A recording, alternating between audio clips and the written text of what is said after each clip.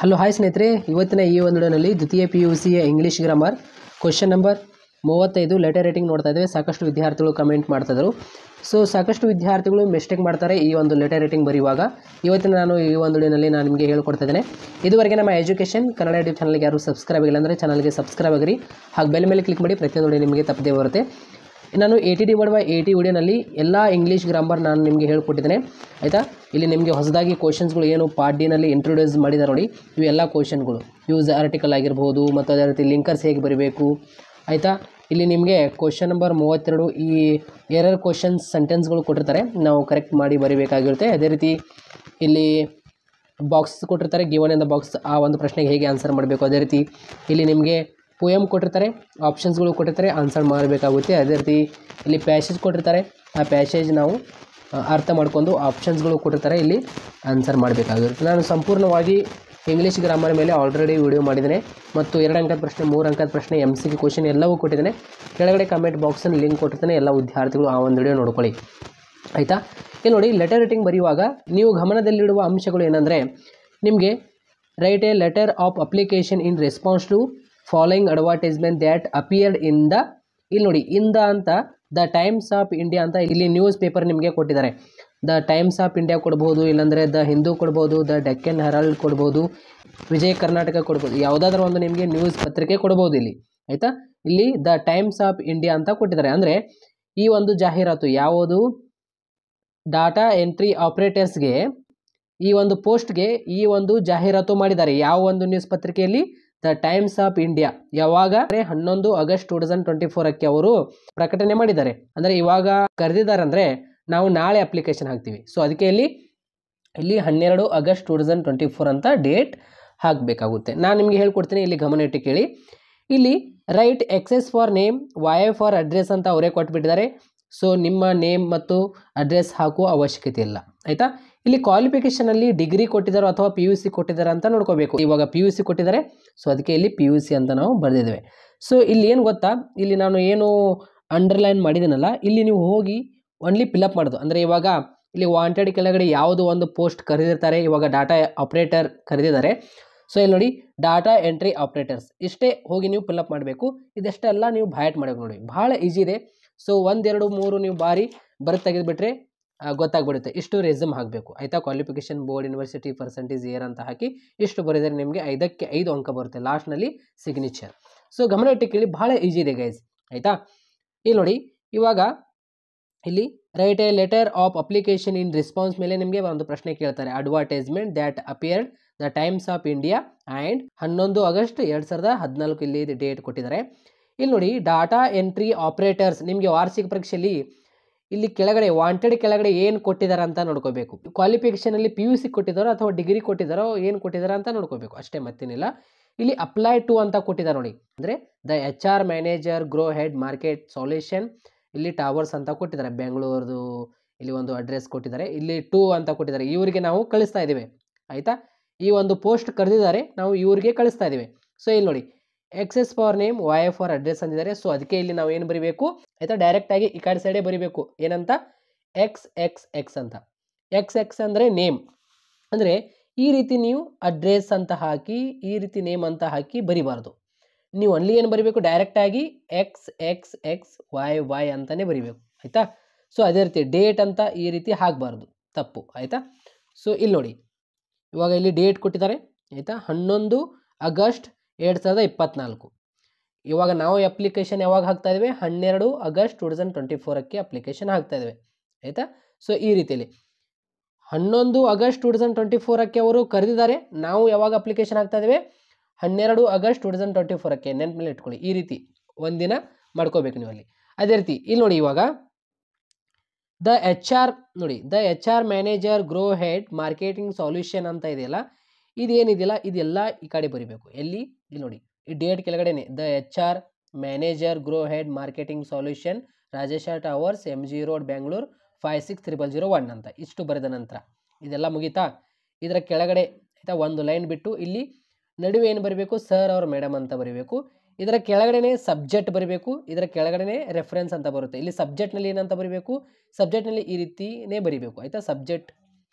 ಸಬ್ಜೆಕ್ಟ್ನಲ್ಲಿ ಏನು ಬರಬೇಕು ನೋಡಿ, application for the post of, ನಾನು ಯಾವ ಒಂದು ಅಪ್ಲಿಕೇಶನ್ ಹಾಕ್ತಾ ಇದ್ದೇನೆ, ಡಾಟಾ ಎಂಟ್ರಿ, ಇಲ್ಲಿ ನೋಡಿ ಎಲ್ಲಿದೆ ಡಾಟಾ ಎಂಟ್ರಿ ಆಪರೇಟರ್ಸ್, ಇಲ್ಲಿ ನೋಡಿ ಡಾಟಾ ಎಂಟ್ರಿ ಆಪರೇಟರ್ಸ್, ಇಷ್ಟೇ ಫಿಲ್ಅಪ್ ಮಾಡಬೇಕು. ನಿಮಗೆ ವಾರ್ಷಿಕ ಪರೀಕ್ಷೆಯಲ್ಲಿ ಏನು ಕೊಟ್ಟಿರ್ತಾರೆ ಅದೇ ಇಲ್ಲಿ ನೀವು ಹೋಗಿ ಫಿಲ್ಅಪ್ ಮಾಡಬೇಕು ಅಷ್ಟೇ. Application for the post of data entry operators, ಆಯಿತಾ, ಮುಗೀತು. ಅದೇ ರೀತಿ ರೆಫರೆನ್ಸ್ ಯುವರ್ ಅಡ್ವರ್ಟೈಸ್ಮೆಂಟ್, ಅಂದರೆ ನಿಮ್ಮ ಜಾಹೀರಾತಿನಲ್ಲಿ, ಆಯಿತಾ, ನಿಮ್ಮ ಜಾಹೀರಾತಿನಲ್ಲಿ ಯುವರ್ ಅಡ್ವರ್ಟೈಸ್ಮೆಂಟ್ ಇಂದ ಎಲ್ಲಿ, ನಿಮ್ಮ ಜಾಹೀರಾತಿನ ಎಲ್ಲಿ, ದ ಟೈಮ್ಸ್ ಆಫ್ ಇಂಡಿಯಾ, ಯಾವ ದಿನಾಂಕ 11 ಆಗಸ್ಟ್ 2024, ಇಲ್ಲಿ ಬರೀಬೇಕು. Your advertisement in the Times of India and dated 11, ಇಲ್ಲಿ ನೋಡಿ ಆಗಸ್ಟ್ 2024. ಸೊ ಗೊತ್ತಾಯ್ತಾ, ಈ ರೀತಿಯಲ್ಲಿ ಸಬ್ಜೆಕ್ಟ್ ಆಯಿತು, ರೆಫರೆನ್ಸ್ ಆಯಿತು. ಇವಾಗ ಇದರ ಕೆಳಗಡೆ ಏನು ಬರಬೇಕು, ಇವಾಗ ಇನ್ ರೆಸ್ಪಾನ್ಸ್ ಅಂತ ಬರಬೇಕು. ಇಲ್ಲಿ ಏನು ಬರಬೇಕು ಗೈಸ್ ಗೊತ್ತಾ, ಇಲ್ಲಿ ನೋಡಿ ಸಿಂಪಲ್, ಇದೆಲ್ಲ ಬೈಟ್ ಮಾಡಬೇಕು. In response to your advertisement mention above I am applying for the post of, ಅಂದರೆ ನಾನು ರೆಸ್ಪಾನ್ಸ್ ಮಾಡ್ತಾ ಇದ್ದೇನೆ, ನಿಮ್ಮ ಜಾಹೀರಾತು ಮೆನ್ಷನ್ ಆಗಿದ ನಂತರ ನಾನು ಅಪ್ಲೈ ಮಾಡ್ತಾ ಇದ್ದೇನೆ ಯಾವ ಒಂದು ಪೋಸ್ಟ್, ಡಾಟಾ ಎಂಟ್ರಿ ಆಪರೇಟರ್. ಈ ವಾಂಟೆಡ್ ಕೆಳಗಡೆ ಏನಿರುತ್ತಲ್ಲ ಡಾಟಾ ಎಂಟ್ರಿ ಆಪರೇಟರ್ಸ್, ಈ ಒಂದು ಜಾಬ್ಗೆ ನಾನು ಅಪ್ಲೈ ಮಾಡ್ತಾ ಇದ್ದೇನೆ ಅಂತ. I have pass PUC with first class. PUC ಯಾಕೆ ಗೊತ್ತಾ, ಇಲ್ಲಿ PUC ಅಂತ ಕೊಟ್ಟಿದ್ದಾರೆ, ಅದೇ ಒಂದು ವೇಳೆ ಡಿಗ್ರಿ ಅಂತ ಕೊಟ್ಟಿದ್ದಾರೆ ಇಲ್ಲಿ ಡಿಗ್ರಿ ಅಂತ ತೆಗೆದುಕೊಳ್ತೀನಿ, ಬಟ್ ಅವರು PUC ಅಂತ ಕೊಟ್ಟಿದ್ದಾರೆ, ಅದಕ್ಕೆ ಇಲ್ಲಿ PUC ಅಂತ ತೆಗೆದುಕೊಂಡಿದ್ದೀನಿ. PUC with first class. I have fluency, ಅಂದರೆ ನನಗೆ ಕನ್ನಡ ಬರುತ್ತೆ, ಇಂಗ್ಲೀಷ್ ಬರುತ್ತೆ, ಹಿಂದಿ ಬರುತ್ತೆ. I have good knowledge of computer using computers and Kannada and English typing, ಅಂದರೆ ಇಲ್ಲಿ ಅವರು ಕೊಟ್ಟುಬಿಟ್ಟಿದ್ದಾರೆ ಏನಂತ, ಕಂಪ್ಯೂಟರ್ನಲ್ಲಿ ಒಳ್ಳೆಯ ಧ್ಯಾನ ಇರಬೇಕು, ಅಂದರೆ ನಿಮಗೆ ಕಂಪ್ಯೂಟರ್ ಯೂಸ್ ಮಾಡೋಕ್ಕೆ ಬರಬೇಕು, ಕನ್ನಡ ಮತ್ತು ಇಂಗ್ಲೀಷ್ ಟೈಪಿಂಗ್ ಆಗಿರಬೇಕಂತ ಅವರೇ ಕೊಟ್ಟುಬಿಟ್ಟಿದ್ದಾರೆ. ಸೊ ಅದಕ್ಕೆ ಇಲ್ಲಿ ನಾವು ಏನು ಬರೆದಿದ್ದೀವಿ, ಐ ಹ್ಯಾವ್ ಫ್ಲುಯೆನ್ಸಿ, ಅಂದರೆ ಕನ್ನಡ ಇಂಗ್ಲೀಷ್ ನನಗೆ ಹಿಂದಿ ಎಲ್ಲ ಬರುತ್ತೆ. I have good knowledge of computer using ಅಂತ ಬರೆದ್ರು ಕೂಡ ಓಕೆ, ಕನ್ನಡ ಇಂಗ್ಲೀಷ್ ಟೈಪಿಂಗ್ ಅಂತ ಇಷ್ಟು ಬರೆದು ಬಿಡೋದು, ಆಯಿತಾ. I have completed a course of Excel, PowerPoint, Word, Office, ಇದು ಕೂಡ ಒಂದು ಮೆನ್ಷನ್ ಮಾಡಿ, ಆಯಿತಾ. I have completed a course of Excel, PowerPoint, Word, ಆಯಿತಾ, ವರ್ಡ್ ಆಫೀಸ್ ಅಂತ ಇಷ್ಟೇ ಬರೀರಿ, ಆಯಿತಾ. ಮತ್ತೆ ಪ್ಯಾರಾಗ್ರಾಫ್ ಮಾಡಿ ಏನು ಬರಬೇಕು, I would like to join your esteemed organisation in my 2 years experience. ಒಂದು ವೇಳೆ ಇಲ್ಲಿ ನಿಮಗೆ ಎಕ್ಸ್ಪೀರಿಯನ್ಸ್ ಕೊಟ್ಟಿದ್ರೆ ಇಲ್ಲಿ ಎಕ್ಸ್ಪೀರಿಯನ್ಸ್ ಆ್ಯಡ್ ಮಾಡಿ, ಕೊಡಲಿಲ್ಲ ಅಂದರೆ ಓಕೆ ಪರವಾಗಿಲ್ಲ, ಆಯಿತಾ. ಆಫ್ ಸರ್ವಿಸ್, ನನ್ನ ಹಿಂದಿನ ವರ್ಷ 2 ವರ್ಷ ಎಕ್ಸ್ಪೀರಿಯನ್ಸ್ದಲ್ಲಿ ನಾನು ಕಂಪ್ನಿಯ ಬಗ್ಗೆ ಎಲ್ಲ ತಿಳಿದುಕೊಂಡಿದ್ದೇನೆ, ಡಿಸಿಪ್ಲಿನ್ ಆಗಿರಬಹುದು, ಕಮಿಟ್ಮೆಂಟ್ಸ್ ಆಗಿರಬಹುದು. I know for the discipline commitments in towards my work, ಆಯಿತಾ, ಇನ್ ಟುವರ್ಡ್ಸ್ ಮೈ ವರ್ಕ್ ಅಂತ ಇಲ್ಲಿ ಫುಲ್ ಲೈನಲ್ಲಿ ನೋಡಿ. The details information about me is given in the resume attached with this letter ಅಂತ ಬರೀಬೇಕು, ಆಯಿತಾ. I hope you will consider my application and call me for the interview, ಆಯಿತಾ. ಎಲ್ಲ ತಿಳಿದ ನಂತರ ನನಗೆ ನೀವು ಕನ್ಸಿಡರ್ ಆಗುತ್ತೆ ಅಂತ ನಾನು ಅನ್ಕೋತೀನಿ, ನನಗೆ ಇಂಟರ್ವ್ಯೂ ನೀವು ಕಾಲ್ ಮಾಡ್ತೀರಾ ಅಂತ ಅನ್ಕೋತೀನಿ ಅಂತ ಈ ರೀತಿ, ಆಯಿತಾ. I assuming you that survive with utmost and sincerity and integrity ಅಂತ ಬರೀಬೇಕು. Thank you for your faithfully ಅಂತ ಈ ಕಡೆ ಬರುತ್ತೆ. ಇಲ್ಲಿ XXXYY ಅಂತ ಏನಿಲ್ಲ ಇದರ ಸೈಡೇ ಬರುತ್ತೆ, ಆಯಿತಾ. Thank you for your faithfully. ಇವಾಗ ಏನು ಬರೀಬೇಕಂದ್ರೆ, ಇವಾಗ ನೋಡಿ ರೆಸ್ಯೂಮ್ ಅಂತ ಹಾಕಬೇಕು. ರೆಸ್ಯೂಮ್ನಲ್ಲಿ ಏನು ಬರುತ್ತೆ, ನೇಮ್ ಬರುತ್ತೆ, XXX ಅಂತಲೇ ಬರೀರಿ, ಫಾದರ್ ನೇಮ್ XX ಅಂತಲೇ ಬರೀರಿ, ಡೇಟ್ ಆಫ್ ಬರ್ತ್ ಬರೀರಿ, ನಿಮ್ಮ ಡೇಟ್ ಆಫ್ ಬರ್ತ್ ಇಲ್ಲಾಂದರೆ XX ಅಂತಲೇ ಹಾಕಿರಿ. ನ್ಯಾಷನಾಲಿಟಿ ಇಂಡಿಯನ್, ಜೆಂಡರ್ ಮೇಲ್ ಇದ್ರೆ ಮೇಲ್, ಫಿಮೇಲ್ ಇದ್ರೆ ಫಿಮೇಲ್. ನಾಲೆಜ್, ಆಯಿತಾ, ನಾಲೆಜ್ ಆಫ್ ಲ್ಯಾಂಗ್ವೇಜಸ್, ನಿಮಗೆ ಕನ್ನಡ ಬರುತ್ತೆ, ಹಿಂದಿ ಬರುತ್ತೆ, ಇಂಗ್ಲೀಷ್ ಬರುತ್ತೆ. ಇವಾಗ ಕ್ವಾಲಿಫಿಕೇಷನ್ ಆಗಬೇಕು. ಕ್ವಾಲಿಫಿಕೇಷನಲ್ಲಿ ಬೋರ್ಡ್, ಯೂನಿವರ್ಸಿಟಿ, ಪರ್ಸೆಂಟೇಜ್ ಎಷ್ಟಾಗಿದೆ ಅಂತ. ಇವಾಗ ಇಲ್ಲೊಂದು ನೆನಪಿನಲ್ಲಿ ಇಟ್ಕೊಳ್ಳಿ, ಇಲ್ಲಿ ಡಿಗ್ರಿ ಅಂತ ಕೊಟ್ಟರೆ ನೀವೇನು ಮಾಡಬೇಕಂದ್ರೆ, ಇವಾಗ ಇಲ್ಲಿ SSLC, first PUC, second PUC, degree ಅಂತ ಮೆನ್ಷನ್ ಮಾಡಬೇಕು. ಇಲ್ಲಿ ಅವಾಗ ಅವ್ರು ಏನಂದಿದ್ದಾರೆ, ಓನ್ಲಿ PUC ಎಂದಿದ್ದಾರೆ. ಸೊ ಅದಕ್ಕೆ ಇಲ್ಲಿ ನಾನು SSLC, first PUC, second PUC ಅಷ್ಟೇ ತೆಗೆದುಕೊಂಡಿದ್ದೀನಿ, ಅರ್ಥ ಆಯ್ತಾ. ನಿಮ್ಮದು ಡಿಗ್ರಿ ಆಗಿಲ್ಲ, ಓಕೆ, ನೀವು ಇವಾಗ ಸೆಕೆಂಡ್ PUC ಎಕ್ಸಾಮ್ ಬರೀತಿದ್ದಾರೆ, ಓಕೆ ನಾನು ಒಪ್ಕೋತೀನಿ, ಬಟ್ ನೀವೇನು ಮಾಡಬೇಕು, ಇಲ್ಲಿ ಡಿಗ್ರಿ ತೋರಿಸ್ಬೇಕು ಅಷ್ಟೇ, ಮತ್ತೇನಿಲ್ಲ. ಅದರಲ್ಲಿ ಡಿಗ್ರಿ ಕೂಡ ನಂದು ಕಂಪ್ಲೀಟ್ ಆಗಿದೆ ಅಂತ. ಸೊ ನಿಮಗೆ ಗೊತ್ತಾಗ್ಬಿಡುತ್ತೆ ಇವಾಗ SSLC ನಂದು ಯಾವ ಒಂದು ಇಯರ್ನಲ್ಲಿ ಕಂಪ್ಲೀಟ್ ಆಗಿದೆ ಅಂತ. ಈ ರೀತಿ ಕ್ವಾಲಿಫಿಕೇಷನ್ SSLC ಆಗಿದೆ, ಕರ್ನಾಟಕ ಬೋರ್ಡಿಂದ 90% ಆಗಿದೆ ಅಂತ, ಪರ್ಸೆಂಟೇಜ್ನಲ್ಲಿ ಯಾವ ಒಂದು ಇಯರ್ನಲ್ಲಿ 2000ನಲ್ಲಿ ನಂದು ಕಂಪ್ಲೀಟ್ ಆಗಿದೆ ಅಂತ. ಈ ರೀತಿ first PUC Karnataka board PU ಬೋರ್ಡಿಂದ ಆಗಿದೆ, 97% ಆಗಿದೆ.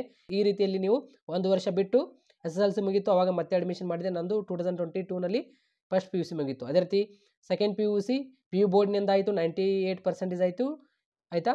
ಇಲ್ಲಿ 2 ವರ್ಷ ಅಂದರೆ ಫಸ್ಟ್ PUC ಆದ ನಂತರ 1 ವರ್ಷ ಆದ ನಂತರ 2024 ನಂದು PUC ಮುಗೀತು. ಅದೇ ಒಂದು ವೇಳೆ ಇಲ್ಲಿ ಡಿಗ್ರಿ ಅಂತ ಕೊಟ್ಟಿದ್ರೆ, PUC ಬದಲಿಗೆ ಡಿಗ್ರಿ ಅಂತ ಕೊಟ್ಟಿದ್ರೆ ನೀವೇನು ಮಾಡಬೇಕು, ಫಾರ್ ಎಕ್ಸಾಂಪಲ್ ಡಿಗ್ರಿ ಅಂತ ಕೊಡ್ತಾರೆ, ಅವರು ಏನಂತ ಕೊಡ್ತಾರೆ, ಡಿಗ್ರಿ BCom ಆಗಿರ್ಬೋದು, BA ಆಗಿರ್ಬೋದು, BSc ಆಗಿರ್ಬೋದು. BSc ಅಂತ ಕೊಟ್ಟರೆ ನೀವೇನು ಬರೀಬೇಕಿಲ್ಲಿ BSc, ಆಯಿತಾ, ಕರ್ನಾಟಕ ಯೂನಿವರ್ಸಿಟಿ, ಅಂದರೆ ಕರ್ನಾಟಕ ಯೂನಿವರ್ಸಿಟಿ ಇಲ್ಲಾಂದರೆ ರಾಣಿ ಚೆನ್ನಮ್ಮ ಯೂನಿವರ್ಸಿಟಿ, ಯಾವುದಾದ್ರು ಒಂದು ಬರೀರಿ ಯೂನಿವರ್ಸಿಟಿ, ಸಹ್ಯಾದ್ರಿ ಯೂನಿವರ್ಸಿಟಿ ಯಾವುದಾದ್ರು ಒಂದು ಬರೀರಿ, ಎಷ್ಟಾದರೂ ಒಂದು ಪರ್ಸೆಂಟೇಜ್ ಬರೀರಿ.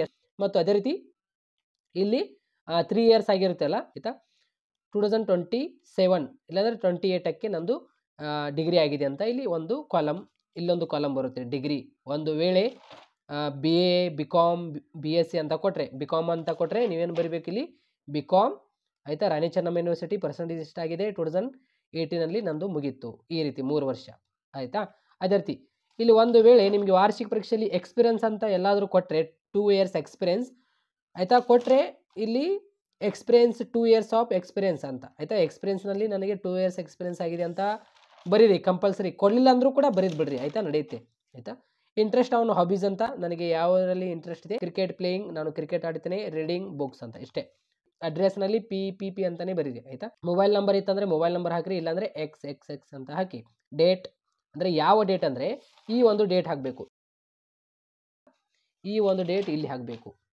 ಇಲ್ಲಿ ಹಾಕಿದ ನಂತರ ಇಮೇಲ್ ID educationkannada@gmail.com ಅಂತ ಹಾಕಿ ನಡೆಯುತ್ತೆ. ರೆಸ್ಯೂಮ್ ಆದ ನಂತರ ಲಾಸ್ಟ್ನಲ್ಲಿ ಈ ಸೈಡ್ನಲ್ಲಿ ಸಿಗ್ನೇಚರ್ ಬರುತ್ತೆ ನೋಡಿ, ಈ ಸೈಡ್, ಆಯಿತಾ.